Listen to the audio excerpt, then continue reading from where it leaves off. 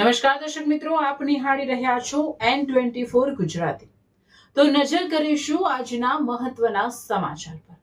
અંકલેશ્વરમાં હથિયારના સોદાગરો જેલના સળિયા પાછળ। સારંગપુરમાં દરોડા પાડી પોલીસે ગેરકાયદેસર તમંચા સાથે સપ્લાયરને પણ દબોચ્યો। અંકલેશ્વર જીઆઈડીસી પોલીસની ટીમે બાતમીદારોના સચોટ નેટવર્ક અને ત્વરિત કાર્યવાહીના જોડે હથિયારોના ગેરકાયદેસર કારોબારનો પર્દાફાશ કરવામાં મોટી સફળતા મેળવી છે।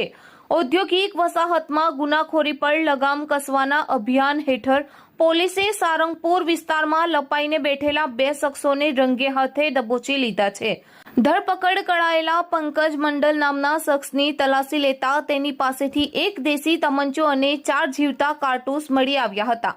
પોલીસની પ્રાથમિક પૂછપરછમાં આ હથિયાર સપ્લાય કરનાર શિવનંદન કુમારનું નામ ખુલતા પોલીસે તેની પણ તાત્કાલિક ધરપકડ કરી લોકઅપના સળિયા પાછળ ધકેલી દીધો છે।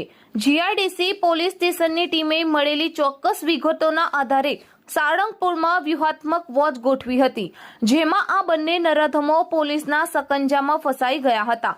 હાલમાં પોલીસે બંને આરોપીઓ વિરુદ્ધ આર્મ એક્ટ હેઠળ ગુનો નોંધી લોખંડી કાર્યવાહી હાથ ધરી છે। પોલીસ હવે એ દિશામાં ઊંડાણપૂર્વક તપાસ કરી રહી છે કે આ ઘાતક હથિયારો કયા રાજ્યમાંથી લાવવામાં આવ્યા હતા અને અંકલેશ્વરમાં કોઈ મોટી ઘટનાને અંજામ આપવા માટે તો આ હથિયારોનો સોદો નહોતો થયો ને આ કાર્યવાહીથી ગેરકાયદેસર હથિયારો રાખતા તત્વોમાં ભારે ફફડાટ વ્યાપી ગયો છે।